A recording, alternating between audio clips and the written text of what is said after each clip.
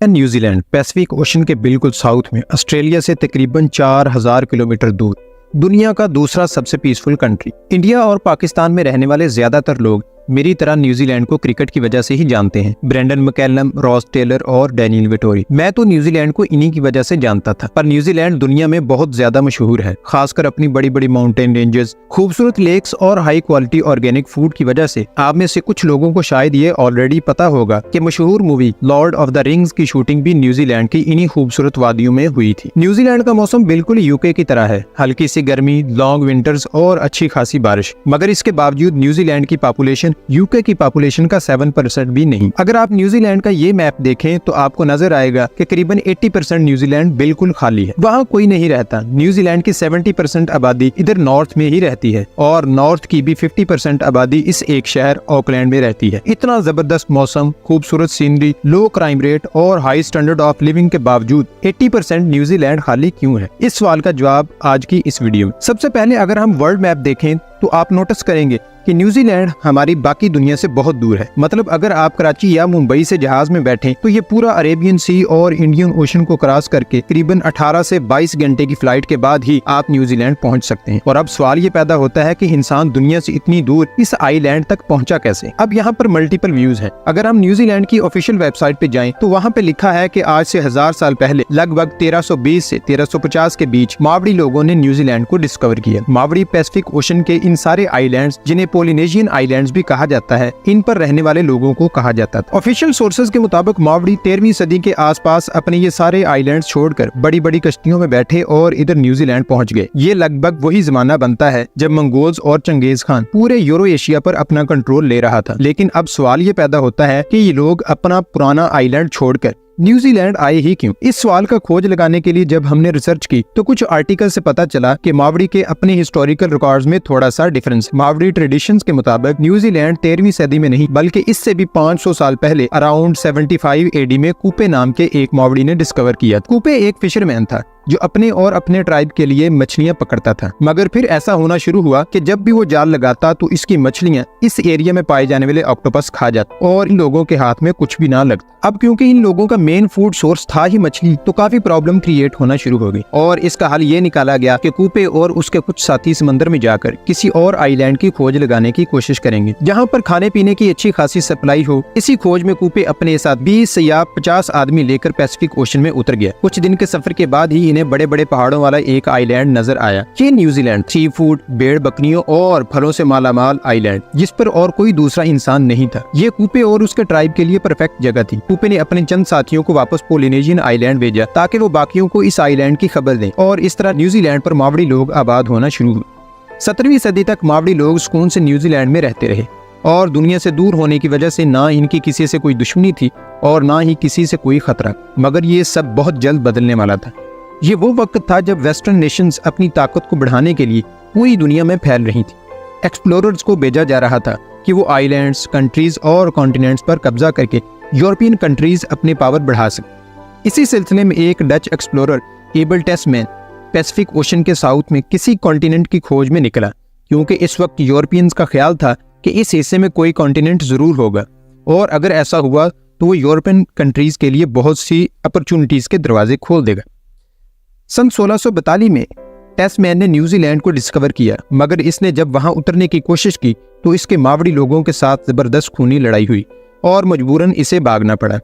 फिर 1769 में एक ब्रिटिश ऑफिसर जेम्स कुक इसी कॉन्टिनेंट को ढूंढता हुआ न्यूजीलैंड तक आ पहुंचा। एक दफा फिर जेम्स के फौजियों और मावड़ी लोगों में जबरदस्त लड़ाई हुई और इसमें कई मावड़ी चीफ मारे गए। जेम्स को वापस जाना पड़ा, मगर इस बार उसने न्यूजीलैंड और इस सारे सफर का डिटेल्ड मैप बना लिया और इसी मैप के थ्रू फिर 18वीं सदी में यूरोपियंस इस आइलैंड तक पहुंचना शुरू हुए और इस बार उन्होंने मावड़ी लोगों के साथ बड़े स्मार्ट तरीके से डील किया।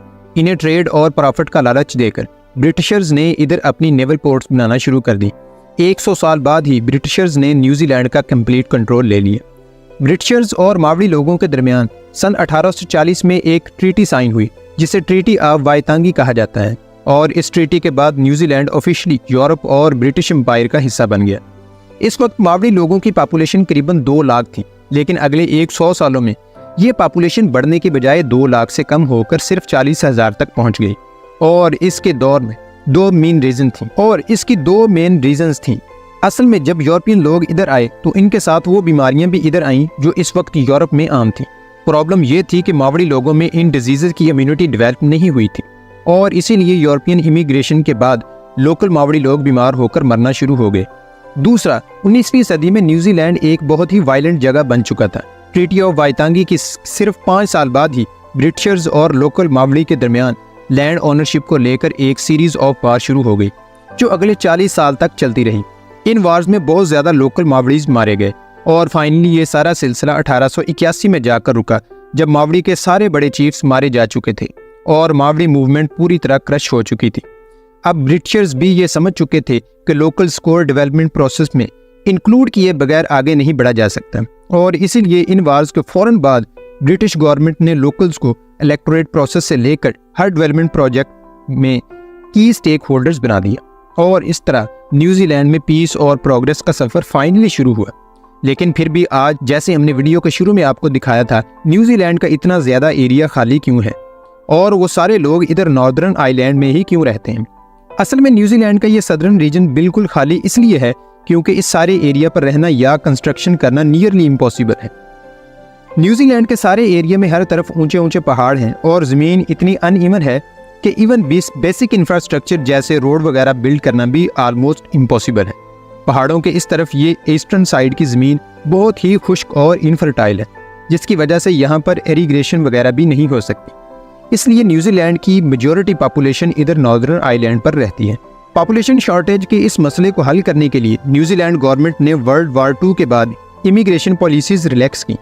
वर्ल्ड वार 2 से पहले न्यूजीलैंड में इन वाइट लोगों की एंट्री मना थी, और इसी वजह से न्यूजीलैंड की पॉपुलेशन सन 1950 तक स्टेगनेंट रही, और इसके बाद जब रिस्ट्रिक्शन ख़त्म हुई तो एशिया, स्पेशली चाइना, फिलीपींस और इंडिया से लोग इधर आकर आबाद होना शुरू हुए, एंड न्यूजीलैंड की पॉपुलेशन में फाइनली मच नीडेड बूम आना शुरू हुआ।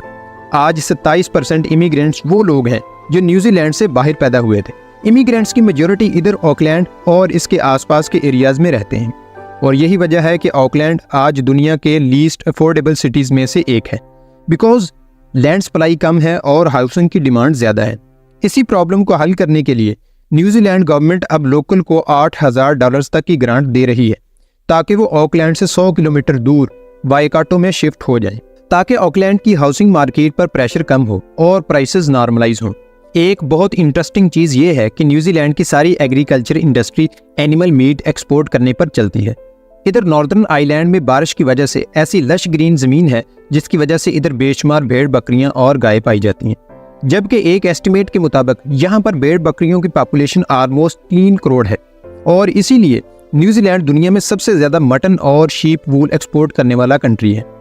न्यूजीलैंड का 95% मीट बाहर एक्सपोर्ट होता है, और सन 2019 में इस एक्सपोर्ट से न्यूजीलैंड ने $46 बिलियन का रेवेन्यू कमाया था। न्यूजीलैंड दुनिया की 50वीं बड़ी इकोनॉमी है, और इस इकोनॉमी का main source of revenue agricultural export है। $46 बिलियन सिर्फ गोश्त की एक्सपोर्ट से कमाना एक अनबिलीवेबल चीज़ है, और ये इंडिया, पाकिस्तान और बांग्लादेश के लिए एक मोटिवेशन होनी चाहिए, क्योंकि ये तीनों प्राइमरीली एग्रीकल्चरल कंट्रीज़ हैं। अगर आपको आज की वीडियो अच्छी लगी है तो इसे लाइक और चैनल को सब्सक्राइब ज़रूर कर दें।